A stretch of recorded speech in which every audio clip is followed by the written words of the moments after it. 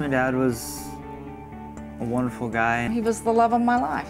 Family was #1 to my dad. You know, I was fortunate to have him in my life. Bill Haner loved his family and enjoyed living life with them. He was married to his wife for 30 years and loved his 3 children dearly. About a year and a half ago, he developed a pain in his lower back that he quickly dismissed as a simple sports injury. It's like any guy. Can't get him to the doctor, but you don't think anything at first. He thought he had pulled something playing golf. Originally, doctors believed it was some sort of lumbar strain, but after a cortisone shot that didn't relieve the pain, an X-ray was ordered. Unfortunately, the X-ray revealed there was something more than a strained muscle. There was a mass. And I'm like, Mom, what's going on? She was like, they found a mass in your dad's stomach. And I was like, well, okay. I was like, you know, that could be anything. And she, right away, it's cancer. I know it's cancer. I know. Vicki was right. It was cancer. When Bill learned of his diagnosis, he was encouraged to move quickly into treatment. That night, he had to break the news to his children. He just sat me down and told me that there's a mass and like it's cancerous, but I already have surgery set, and they said they should be able to get rid of all of it. And I said, you know, what are you thinking about? And he's like, you know, I'm just not going to think about it. I'm just going to go on with what they tell me to do. You know, we'll get through this. He was in surgery within a couple days, and they found a mass about a softball size. It was behind his stomach, in front of his spine, next to his kidney. And so they cut him from here to here. It was about a 2.5-hour surgery. Came out, said, you know, we think we got it. It's great. You know, hallelujah. Came home after 9 or 10 days and felt pretty good, but had his good days and his bad days. Bill never went back to work again.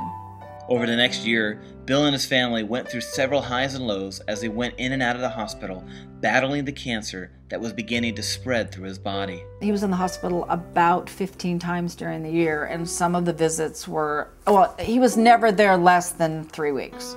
But his family was always by his side, encouraging and comforting him through the most difficult of days. From that point on, Courtney and I started staying at the hospital because he was on such medication. He was hallucinating. And then finally one night I said, Mom, you go home. You need the rest. So from then on we switched every other night. Eventually it came time to discuss hospice care, and the VNA of the Inland County's Riverside branch was called. It was a real hard decision to make, to finally, you know, decide that this is it.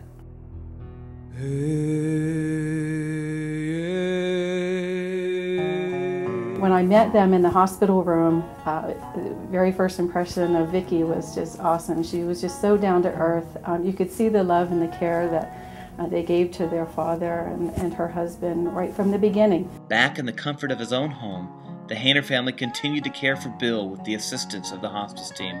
He did have a lot of skilled needs. He had IVs, he had a pain pump, he had a bladder irrigation, a lot of things that needed attended to. And they never called the office. They never called after hours. They never called during working hours. They just waited for me to call. They knew I was coming, and they tended to everything themselves.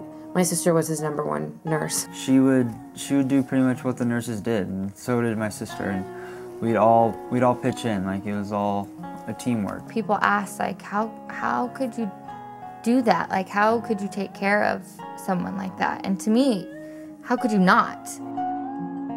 The day that Vicki called me to tell me that Bill had a change in condition and he looked different to her that day, and it was just her at home with him, and I immediately went over to the home and we talked, and we figured that, you know, this was it. Today was going to be the day. Immediately she called all the kids. They were there quickly.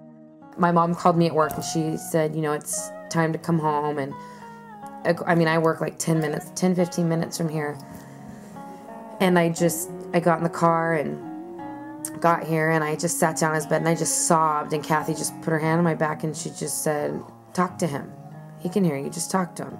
They sat right on his bed. Immediately their teenage son came home, went into his room and burned a CD of all of Bill's favorite songs, which I think I had the hardest time with that one, being in the room and listening to those songs, and how they all sat on the hospital bed with him and told stories, and just as he was passing, they didn't even realize he had passed as they were talking and laughing and talking about memories with him, that it was so peaceful and loving. You know, we were with them 110% all the way until the end. You know, you hear the stories, oh, they died so beautifully, or, you know, it was so peaceful.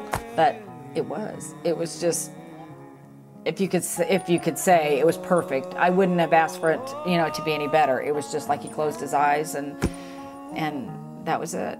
Vicki and I were hugging, and we both had welled up with tears, and they said, wait a minute, you're the hospice nurse, you're not supposed to be crying. But that's the feeling that you got in that house, the love and everything that they shared with their father. It was so evident.